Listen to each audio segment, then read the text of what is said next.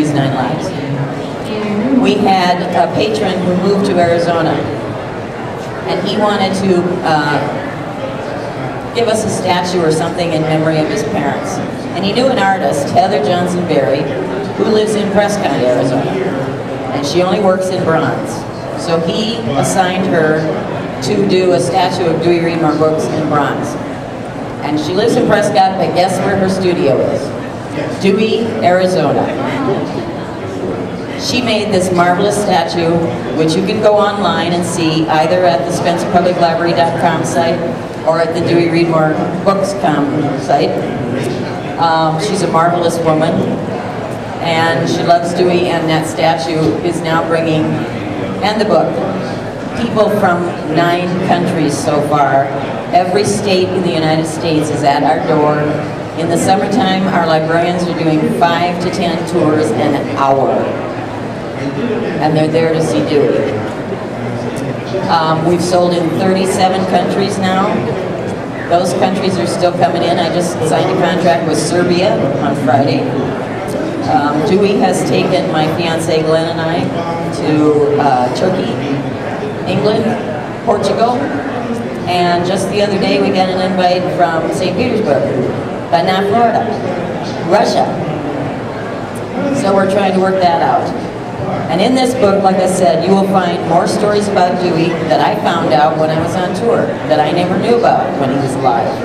People that he touched that I never knew. There's also what happened to me, what happened to my children, what happened to my ex-husband. So in that way, it's sort of a sequel, but not really. I didn't want a sequel. You could never write that first book again. It's impossible. So we wanted an entirely new book that still continued to talk about Dewey's magic and his principles, and the principles I believe in. And let me share just a couple of things from this book. As I said, we have lots more stories about Dewey, but the thing that's very nice is I get millions and millions of fan letters from all over the world, and some of them have pretty amazing stories themselves. And they write me these letters, and I'm intrigued by them. The amazing thing about Dewey is he's touching not only librarians, cat lovers, he's touching people's hearts who hate cats. He's touching people's hearts who are breast cancer survivors, who are single women, who are men on the ships in Iraq, who are lonely, who have had problems in their lives. It's incredible. Age 7 to age 99, I'm getting fan letters from. One of those fan letters that I received that amazed me was from a guy named Bill Bazanski. He was a Vietnam vet. He would crawl in the tunnels over there to find either Viet Cong or his own soldiers in the dark by himself.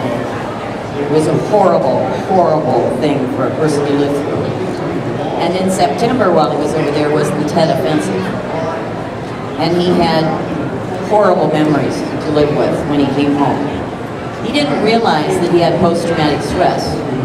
So he just disengaged from the human race, got a car, and drove. And he would stop long enough to get a job, earn some money, and then he'd move on again.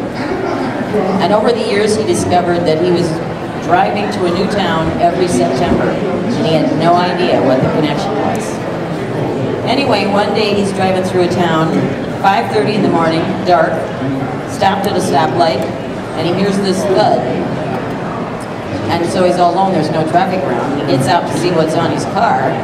Well, an owl has dropped a newborn kitten on top of his car. And it's bleeding and very, very damaged. He looks down the street, and in the darkness he sees that there's a veterinary clinic on that block.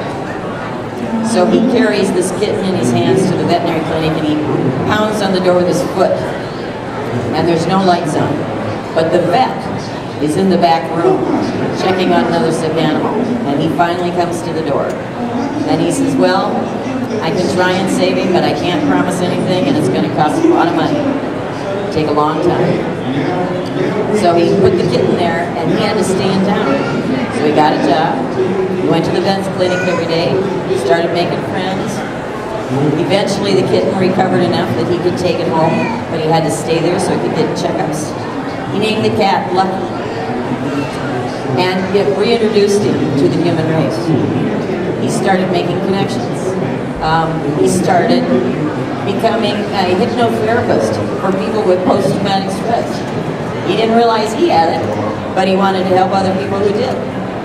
Then he ended up working on his own, but kind of like hospice. He and a pal would partner together, and they'd do 5 days on, 5 days off with people who were dying. And Bill, his first patient, he did for a neighbor. And this little old woman was scared to death. She screamed at her whole family, she screamed at Bill, she swore at the nurses. Everything was horrible. And finally Bill just walked in there one day and he said, "Are you that afraid of dying?" And she grabbed his hand. And she said, "You're the only one who's ever talked about it." So they talked for hours and hours about death and about leaving this world. And on the day she died, he wasn't working, his partner was. But she made Bill call. And she asked him to come down. And when she was near death, she kicked her entire family out of the room. She held Bill's hand and she said, "You were right, Bill. You were right. I see it." So the amazing impact this man has had on the world through that cat. He finally went and got counseling for himself. Now he says, "I don't have to move every September, but I still have to paint."